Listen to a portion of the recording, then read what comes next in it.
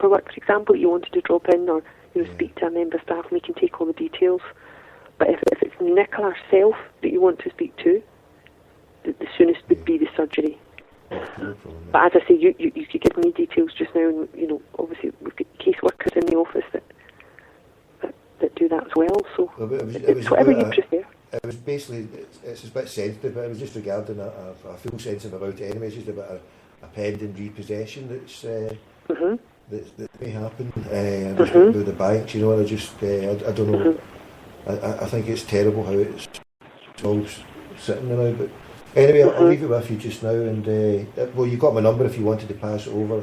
It's 416-11888, and your name is Tom Gold. Yeah. And your number in 4th Street? Don't you go with that? I'll give you all this. No, if you don't, that's fine. That's fine. So as I say, you can come into the office and see a member of staff. Yeah. And that you can come in, see a member of staff, or if you want to wait to the surgery appointment, the next one would be Pollock Shields, which is obviously handy for you, but it's a wee bit of a wait. Yeah. So it's entirely up to you. Okay, no problem. And there's a room within the office that's a private room. So no problem. So have a think about it. But you know that you can go to that one and obviously see Nicola. But if you want, you can come in here, any day next week and speak to a member of staff. Okay, no problem at all then. Okay, so whichever suits. Right. And as I say, I thought that somebody said that you can get Friday appointments. You do Friday. You do Friday. There are. Yeah. That's normally on Friday. As I say, they normally get booked up, obviously, because there's a lot of people to be seen. So there wouldn't always be one available on that exact day. It's not a drop-in on the day on the Friday, but all of the surgeries are drop-in. And the office, obviously, you can pop in at any time. So, but the constituency appointments are normally arranged on the phone. Okay, no problem at all. So that you've then got that time out with the surgeries to be able to speak to Nicola. It's no rush now. It's something that's going to be happening. They actually. Of course. And it's not an easy thing to go through. But as I say, if you wanted to come in at any point and see a member of staff, you can do that as well. Yeah, I mean, this was the main one coming. There was another issue regarding my work also, regards the council, but I'll maybe deal with that at a later stage as well, when I get a chance to see it. The more pressing one is actually the one with my work, but it's been dealt with separately, but okay. I'll maybe deal with that later on. But yeah, thank you for being so nice. Okay, it's no problem. No, not at all. No. As I say, you definitely sounded like Nicola, especially when you answered the phone, and then you sounded like you were whispering there. I thought, I'll tell her that later. She'll have a laugh. No problem. But that's no problem at all. And as I say, if you want to, if there's anything you need other help on with, say your work issue, you can also, you're not limited in the surgery. You can bring that up as well if there's any specific advice or help. And I would also say bring any documents with you, any letters that you have, and just bring that along with you. Oh, thank you. But it's a room in the library. Nice. It's a private room. Right. So it's not in the middle of the library. It's a room off, where the staff are. So it's confidential. Oh, so don't be worried about that at all. No problem. Okay. Oh, thank you. Yes, you've been ever so polite and helpful, and I do appreciate it. And thank you very much for your time. Not at all. Not at all. Okay, take care. What was your name? Sorry, again. Sorry, was good. It's Carolyn McConville. McConville. Listen, thank you. You take care, Carolyn. Yeah. Okay. Bye. All the best. Bye. Carolyn McConville. That's a Tim name if I've ever heard it, isn't it? We'll play this for Carolyn. Carolyn, Nicola Sturgeon, your stupid Bill, we play this for you.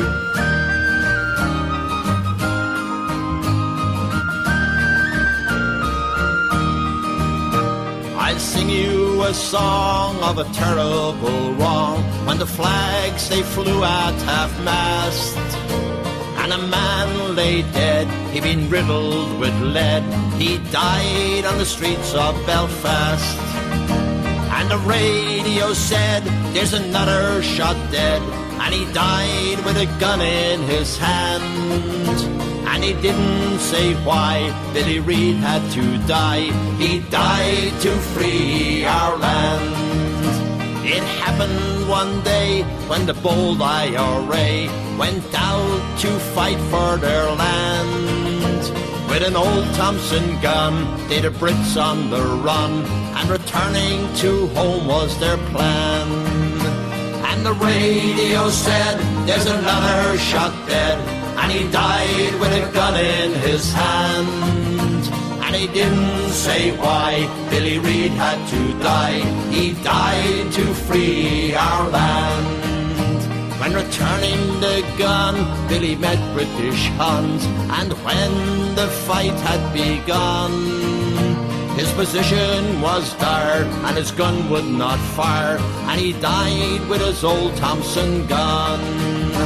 And the radio said, there's another shot dead, and he died with a gun in his hand.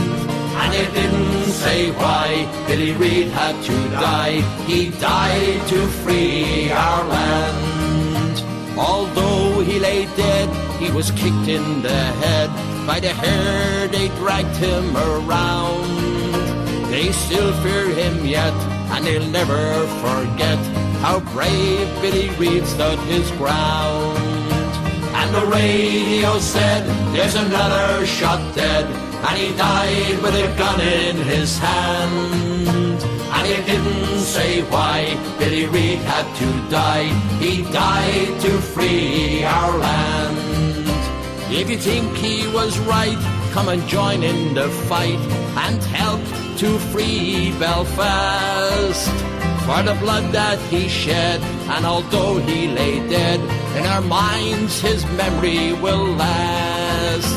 And the radio said, there's another shot dead, and he died with a gun in his hand. And he didn't say why Billy Reid had to die. He died to free our land.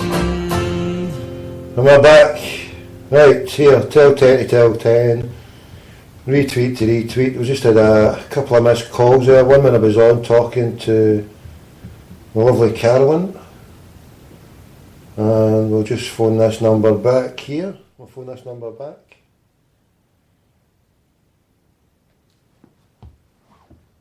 Right. Hello. Hello. Hello. Hi, who's that? Is that Jeanette? It's Jeanette Finlay here for the Celtic Trust. Jeanette, how you doing? Nice to see I'm you. not too bad. So how are you? Not bad, not bad. I was just talking to Nicola, one of Nicola Sturgeon's assistants there, trying to get a wee chat with her. I've got an appointment booked in. She's a difficult woman to speak to. Ask Mary McCusker for the Trust. She tried to speak to her as well. She wasn't having it that night. Although Mary has spoken to her since then. Aye. So. But thanks for phoning in. I was, as I said, I was just making some phone calls out to different people, and I did my wee show earlier, had a wee technical problem, and thanks for phoning in, because I said I only want anybody for the Celtic Trust, so, and I'm going to try and phone more people, not just today, but phone these people as well, and I would encourage people, you've got a campaign going, hitting these people with emails. I tried to get a hold of Christine Graham. She's on part-time hours. I tried her parliamentary and her place in Gala Shields. So there's nothing there. You don't have any other contact details for Christine Graham? You've got a campaign. Tell us how the campaign's going down, first of all, Jeanette. Well, what's happened, I started that on Tuesday, and it's a sort of email campaign asking all MSPs to support an early review of the Offensive Behaviour Act. As you know, the Offensive Behaviour Act had a review built into it, but they don't have to do it until after the end of 2014-15 season, so at least another 2 years.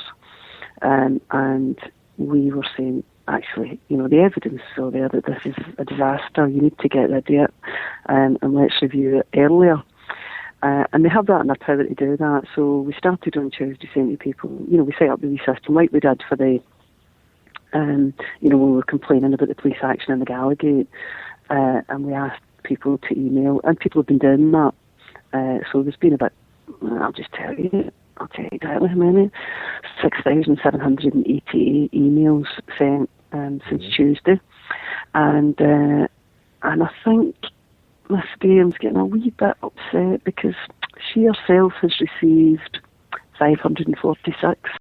So she's getting a bit fed up. So she sent a very snippy, quite unprofessional response. And I understand that there's a whole load of cyclists who've been emailing their MSPs this week. I'm wondering if they get treated with the same contempt that football fans get treated. I suspect not. But anyway, so, however, the good news is that as a result of those emails, and well done to everybody who took the few minutes that it took to send them, the Justice Committee, which is meeting on Tuesday, has added this to their agenda, and they'll now be discussing this on Tuesday. Now, on the Justice Committee, there are obviously a variety of different parties represented, but all of that, we know that the 2 Labour Party members and the Conservative member, God love us, are all committed to an early review. The other members, there's 4 SNP members. There's Christine Graham herself, there's Roderick Campbell, there's Colin Keir, and there's, who's the other one? Colin Keir, Roderick Campbell, Sandra White. Everybody listen to this, remember these and give me it back, so I'm going to be phoning these. Yeah, sorry, crack on, Jeanette, because my memory's terrible at times. I can only remember okay, well, it's on the Celtic Trust timeline anyway. So Sandra White, Kelvin, Roderick Campbell, I think, is somewhere in about St Andrews. Colin Keir is in Edinburgh. Christine Graham is in Tweeddale and Lauderdale or something like that.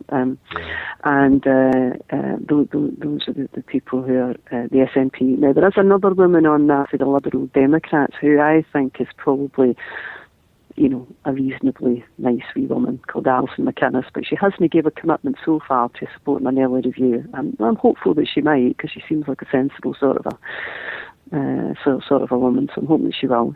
And the important thing is, between now and Tuesday, I know some of us are getting ready to head off for Amsterdam, but if you could, before you go, particularly if you're a constituent of one of those 4 people in particular, if you would get in touch with them, turn up. We've posted details of surgery times, and luckily some of them are having surgeries on Monday. So if anybody can get along to their surgeries on Monday and say, look, we need an early review. If you think this act is working, then you shouldn't be afraid of an early review, should you? To have an early review, let's look at it, let's see if it's working, because we don't think it is. The only people who like this act are the Police Float Service of Scotland. They like it, because it's an access to a different funding stream for them, and it gives them powers, and there isn't a police force in the world that doesn't like powers. So they're the only people who like it. But we need to make this enough of a problem for MSPs so that they think, right, wait a minute, why are we keep going with this? It doesn't work, it's a pain in the backside, let's get rid of it, and let's get back to normal. Then we can start talking about important things, like housing and underemployment and the living wage and all of these kinds of things. So that's where we are. Is that a good enough summary? Yeah, no, that's good. And so they're doing it, you're saying next week is a key day then, yeah? Tuesday the 5th, 9:30. You can all watch that, by the way, if you happen to be at home or have access to a computer. You can watch that online. Just go into the Scottish Parliament and you go into the committees and you can watch that live. Is there any plans to go through, to have a demonstration through there? Is there any plans to go through? No, we only discovered that this is going to be on this agenda, at lunchtime. Obviously, quite a lot of people will be heading off somewhere in the next few days. I myself should, at that point, be on a bus heading for Newcastle for a ferry. So I don't think it's. I mean, if there's anybody out there who is around and who would like to go along and watch that, because you can, of course, as a member of the public, go in and watch that. So, I mean, if there's anybody in Edinburgh on Tuesday morning kicking their heels and looking for something to do and they don't want to watch daytime television, why do you head along to Parliament and get in touch with them beforehand and ask to go and see them? So, this is our Parliament. It's got to be done in public. People can go and listen to this. But if you're not in Edinburgh and you're around, you can watch it online. And a shameless plug, if anybody wants a lift through to Edinburgh Airport on the way to Amsterdam, then 0141 416 1888. I'll do a drive-by Edinburgh Airport on the way to the Parliament then. There we go. So anybody going to Amsterdam, want a lift, crackpot McDougall taxis straight all the way, and then onto the Parliament. We'll do a live show